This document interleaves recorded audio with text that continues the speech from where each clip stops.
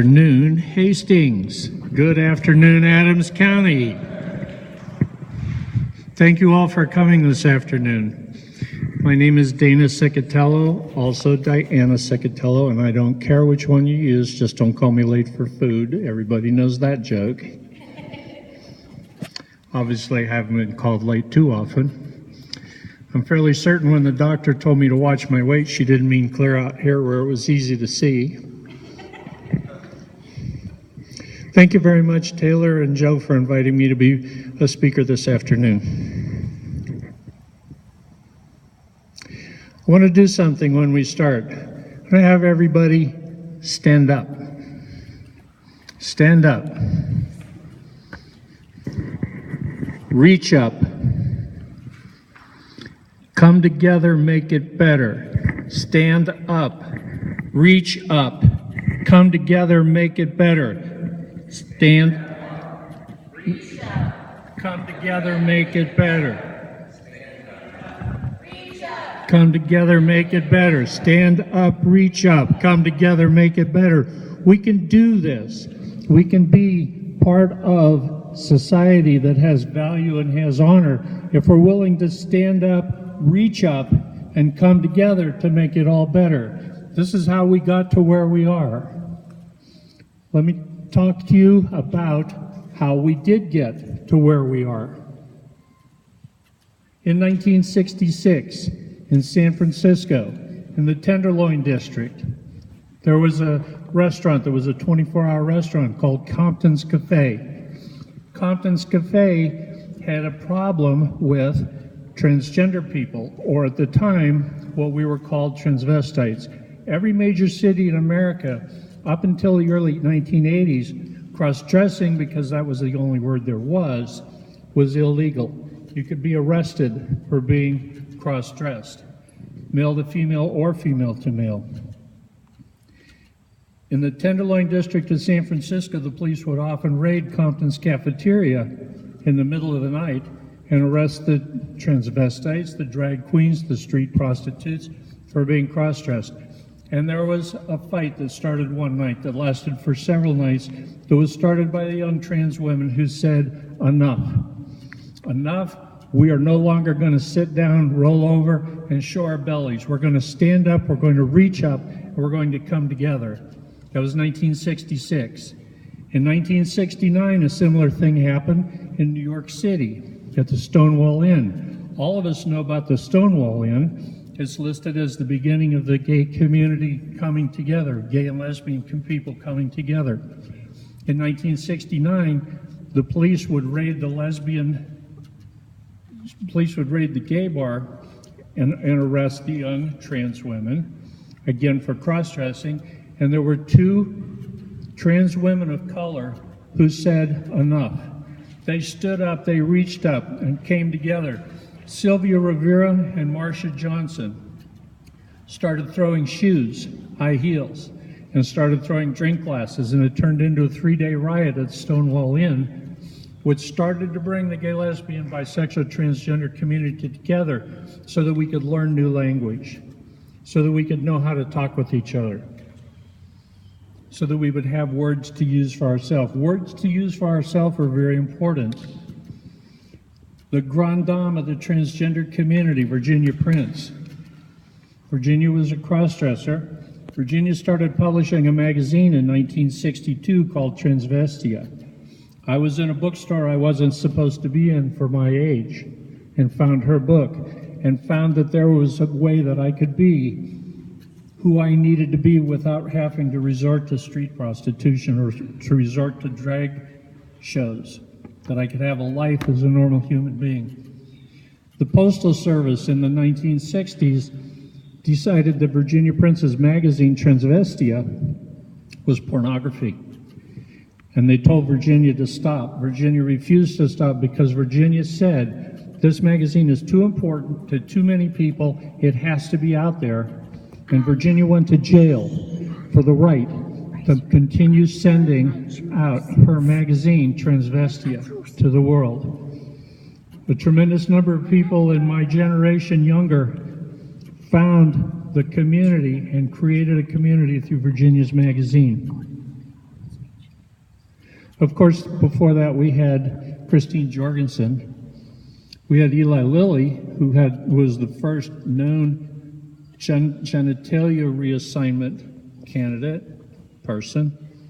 The movie that came out about her a couple years ago called The Danish Girl. Then we had Christine Jorgensen, who went to Denmark and had sex reassignment surgery, that's the name it was then, and got off the airplane. Christine was a showgirl, and she invented a soundbite called Woman Trapped in a Man's Body. And we've carried that as an undercurrent label for decades, since 1954. We also have people like Joanna Clark, who in 1977 was discharged from the Navy 6 months short of retirement for having been a trans woman, and filed the first lawsuit against the military to not kick transgender people out. We're still fighting that battle today. But Joanna stood up, reached up, and said, "We will not let this happen to us."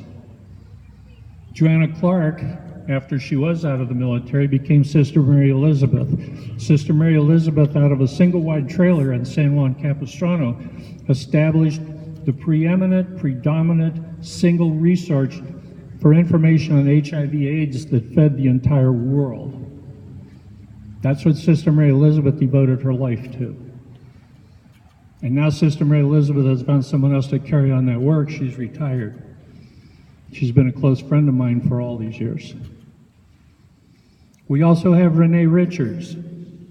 Renee Richards, who in 1972 joined the circuit to play semi-professional tennis and caused a huge uproar as a trans woman playing women's professional tennis.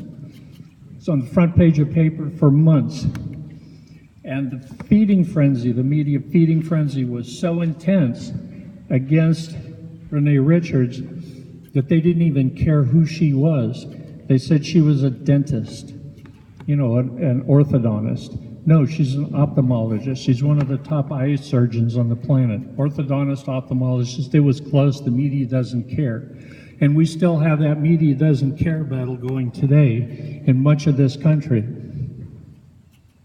In 1980, as I said before, in most of America, cross-dressing was illegal.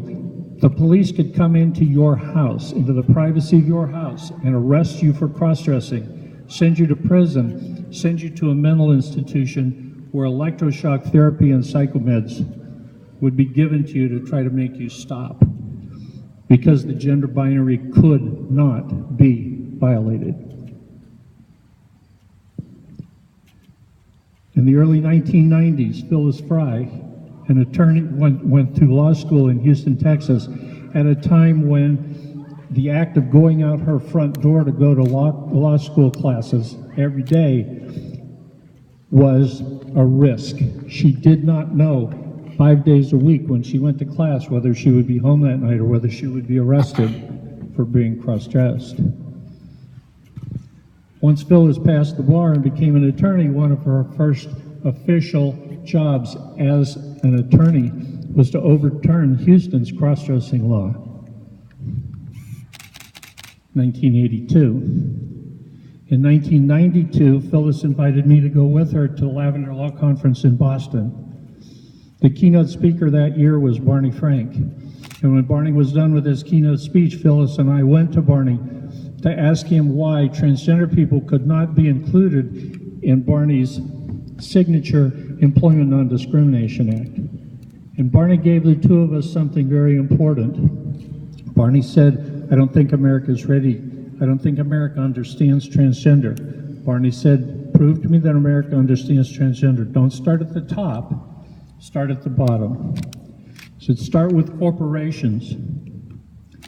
When you get corporations to protect you in their employee policies, when you get cities to protect you in civil rights, when you get counties, when you get states to protect you," Barney said, "I will know that from the bottom up, Americans are willing to support transgender people.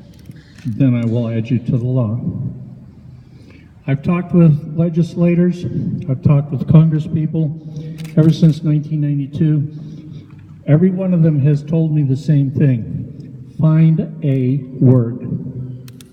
Find a word, because there's no way to write law to cover all of the possibilities on the continuum between binary male and binary female. At Phyllis's International Conference on Transgender Law and Employment Policy in 1993, 12 of us got together in a breakout room and decided, in the evenings after the conference was over, and decided what the words were going to be, how they were going to be defined, and how we were going to educate America.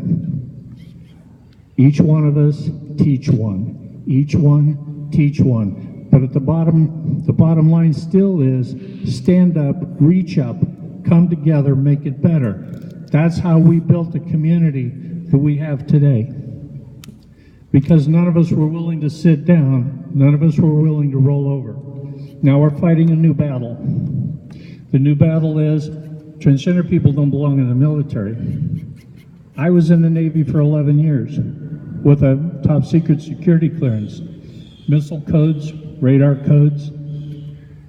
My very first public Transgender 101 presentation was 40 years ago this month to a Navy Board of Inquiry deciding whether I should be thrown out of the Navy or not because the Virginia Highway Patrol had outed me to my command as transgender. Starting with that presentation 40 years ago and a series of presentations behind it, I survived. The Navy kept me. The Navy kept my security clearances. It's possible for one person to make a difference. It's possible for a lot of people coming together to make a bigger difference. I was married to the same woman for 47 years. She passed away 2 years ago. I transitioned from male, mostly male, to female in our 16th year of marriage. She stayed for 30 more years. She worked alongside of me to help wives of transgender people to understand. Our daughter Lori worked alongside of us to help children of transgender parents to understand. Lori was one of the founding members of the 5-0 group at the Hastings College here. We worked together as a family. We still work together as a family. Lori was instrumental a few years ago in getting Hawaii's same-sex civil unions bill passed, and then getting that same-sex civil unions bill upgraded to same-sex marriage. We decided to stand up. We decided to reach up. We decided to come together to make it better. And that's what I'm asking of you this morning. Stand up. Stand up. Stand up. Reach up. Come together, make it better. Come together, make it better. Stand up. Reach up. Come together, make it better. We can do this together. We can make this happen together. And it's what we have to do. We have a little bump in the road because society is turning on us a little bit. It's okay. We can survive this. We can survive this by showing the world that we can do more than surviving. We can do this by showing the world that we contribute. We can show the world that we contribute by Martine Rothblatt, who invented satellite radio. Martine Rothblatt is a transgender woman. She's the highest paid woman executive in America today. She invented satellite radio. She put the first satellites up. And then her youngest daughter got a disease that had no cure. Martine sold her satellite radio company, Sirius to XM, used the money to start a biotech company that found a cure for the disease her daughter has. And that company is one of the leaders today in creating android humans, artificial intelligence. We can come together in so many ways by the things that we contribute. Every time you touch a computer, whether it's a laptop or whether it's a mainframe, understand that the core of every computer on this planet today, the way the core of every computer works, was designed by Lynn Conway.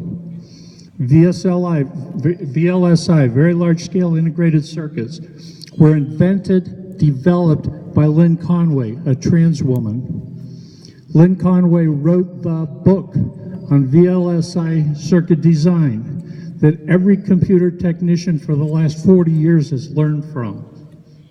She's a trans woman. She's made a difference to humanity.